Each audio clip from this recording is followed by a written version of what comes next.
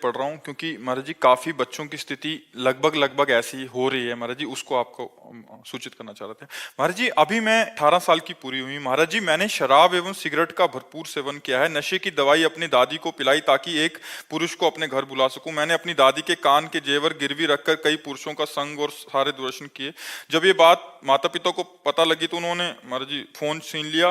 महाराज जी अभी भी मनमाने आचरण कर रही हूँ महाराज जी, मैं सुधरना चाहती हूँ महाराज जी, मेरे को हाँ, मेरा ये तो जीवन बहुत बर्बाद हो जाएगा नहीं तो। मतलब ये तो बहुत हानि का विषय है, जैसे बहुत हानि का विषय। पर यही प्रायः हर बच्चा बच्ची के आचरण बनते जा रहे हैं।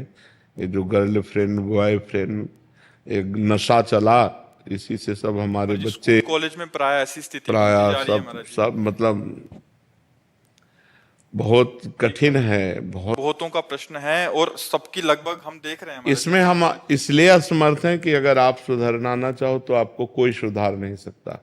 और आप सुधरना चाहो, मान लो अभी कहीं ना कहीं आप में पवित्रता बकाया है, तब आपकी हिम्मत आई, आप सभा में अपनी बात रख पाई हैं। अगर पूरी अपवित्र अंतःकरण की वृत्ति होती तो आप बोल ही नहीं सकती थी। जी पहले नाम जब होता था, आपका सत्संग में सुनते थे, पर जब से ये बुरे आचरण होने लगे सब छूट गया। आप पहले तो नियम लो कि कभी शराब नहीं पियोगी, ठीक है। दूसरी बात, अब तक जो हुआ सो हुआ, अब किसी पुरुष का संयोग नहीं करोगी। जब तक ब्याह ना कर लो तब तक पुरुष का संयोग, समझ रहे। हमारी पहली बात, शराब नहीं पियोगी। सिगरेट भी शराब सिगरेट जो भी ये व्यसन है, मतलब जो व्यसन है उनको, मतलब शराब का तात्पर्य है ड्रग्स है, हुक्का है, सिगरेट है, जो भी व्यसन है वो व्यसन नहीं करोगी। हमारी बात मान लेना। और अब पुरुष का संयोग नहीं करोगी जब तक ब्याह न हो जाए किसी भी पुरुष का। बड़ी व्याकुलता चढ़े तो उपवास कर लो, 1-2 दिन भोजन नहीं पाओगी, बुद्धि ठीक हो जाएगी। ये उपवास काम पर विजय प्राप्त करने के लिए काफी सहयोग देता है। और नाम जप। और तीसरी बात, जो भी आपका जीवन बैक का रहा उसे मिट्टी डालो, अब आगे अच्छा जीवन व्यतीत करो। अभी नए बच्चे हो, सुधार कर लो अपना, ठीक है। महाराज माता पिता पुरानी बातों को लेकर टॉन्ट करते हैं तो सह लो, उससे पाप नष्ट हो जाएंगे। चुप हो जाओ, वो जो अंदर जलन होगी ना उससे पाप नष्ट हो जाएंगे। चुप हो जाओ, अब कोई नया पाप मत करना। महाराज जी इनकी बहन, इनके माता पिता जी अब स्वीकार नहीं कर रहे इनको, मतलब इनको बेदखल करना चाह रहे थे। ये भी चाह रही थी कि हमें बेदखल करते हमें स्वच्छंदता मिल जाए, तो वो बिल्कुल भी स्थिति में नहीं। और वो इनका दिया का कुछ खाना भी नहीं चाह रहे, क्योंकि दादी को दवाई खिलाती थी तो उनके मन में बहुत डर बैठ गया कि इनका दिया वो कैसे खा ले। आचरण तो बहुत गलत हो गए हैं। पिताजी के लिए कुछ कह दीजिए, क्योंकि वो आपको सुनेंगे तो हो सकता है उनके मन में कुछ हो जाए, तो इनको स्वीकार कर ले, वरना वो स्वीकार नहीं। वैसे चाहिए, देखो वैसे हमारे जैसे भगवान का स्वभाव है कि घोर वैश्यागामी भी जब सुधरना चाहा, भगवान की शरण में आया तो भगवान ने संत बना दिया। अगर हर जीव को चांस मिलना चाहिए। अब जैसे वो बच्चा है, उसे गलती हो गई, माना बहुत गलती हो गई, बड़ी गलती हो गई, लेकिन वो सुधरना चाहता है, तो माता पिता को चाहिए कि प्यार दुलार से अब संभाल दें। और वो बच्चा जब हमारे सामने कह रहा है कि अब नशा नहीं करेंगे, अब गंदी बात नहीं करेंगे, तो निश्चित सुधार हो सकता है। सबको ही सुधरने का चांस है, सबको चांस है। हम कहते हैं बुढ़ापे तक चांस है, अगर आखिरी में सुधर जाए तो सुधार हो जाए। तो ऐसा नहीं है कि ये गलत है तो फिर उसको जीवन भर हम गलत कह के टॉर्चर करते रहे।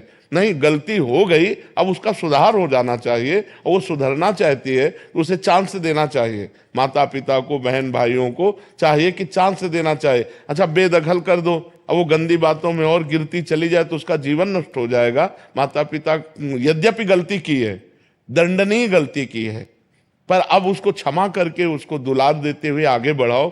सबको सहयोग करना चाहिए एक दूसरे का, कि गिरते हुए को थाम करके आगे बढ़ाने का, ना कि गिरते हुए को लात मार के और फैला देने का। अब माता पिता छोड़ देंगे तो गिरते हुए को और गिरा दिया ना, अब वो तो और स्वतंत्र हो जाएगी और पागलपन चढ़ जाएगा, फिर क्या आएगा अंतिम में, राइट। महाराज जी सामर्थ्य नहीं है छोड़ने की। नहीं, छोड़ दो बच्चा, नहीं तो किसी काम के नहीं रहो। वो भी कह रहे कि एक बार अटेम्प्ट भी कर लिया है। नहीं, वही तो हम तो जो निर्णय बता रहे हैं वो बुद्धि का बता रहे हैं। जो गलत बुद्धि जाती है उसका अंतिम निर्णय यही होता है। सुधार लो, आज जो हम कह रहे हैं मान लो, नहीं तो इसके बाद वो दुर्गति होगी। यही नहीं, नरक में दुर्गति होगी और अन्य जीवों में जब बनोगी तो दुर्गति होगी। अभी मनुष्य हो सुधार सकती हो, कैसे नहीं सुधार सकती? महाराज जी अंदर से सामर्थ्य कैसे सामर्थ्य नहीं? ऐसे कैसे कि तुम शराब पीते हो, सिगरेट पीते हो और अपनी दादी को तुम नशा दे करके व्यभिचार करती हो? ऐसी तुम्हारी हिम्मत कैसे हो गई? धिक्कार तुम्हारे मनुष्य शरीर को। अभी तुम्हारे पास शासन नहीं पड़ा, इसलिए तुम्हारी मनमानी चल रही कि मैं ठीक नहीं कर सकती। भय से सुधरते हो। अगर बचपन से सुधारा होता ना तो गंदे आचरण बनते नहीं। पहली बार अगर जो गलती की थी ना उसी समय तुम्हें शासन में ले लिया जाता तो आप ठीक हो जाती। अब मनमानी आचरण, अरे बूढ़ी दादी, उनको अब पौष्टिक वस्तु पानी चाहिए कि उनको बेहोश करने वाली चीज पानी चाहिए? तुम्हें ब्रह्मचर्य से रहना चाहिए, पर पुरुष से। ब्लैकमेल करने लगती है, जानती है कि इनको मन में भय थोड़ा सा डाल दिया तो ये ब्लैकमेल कर देती है कि हमको अगर मारोगे तो हम suicide करेंगे। नहीं, तुम भी सुधरो और उनको माता पिता को भी सुधारो, कह दो इसको सुधरने का चांस दें। सुसाइड कोई अंतिम निर्णय नहीं है, बहुत दुर्गति होती है सुसाइड के बाद। 5 स्टार होटल थोड़ी रखा कि क्या होटल में पहुंच गए, दुर्गति है, प्रेत योनि की प्राप्ति होती, महान दुखदायी होती है। सुसाइड को तो सोचो मत। अपने आचरण को सुसाइड कर सकती हो, शराब नहीं छोड़ सकती, व्यभिचार नहीं छोड़ सकती, गंदे आचरण नहीं, नाम जप करो और सुसाइड की कभी सोचना मत। और माता पिता से कह दो कि एक बार क्षमा करो, उसको अच्छे मार्ग में चलने का चांस दो।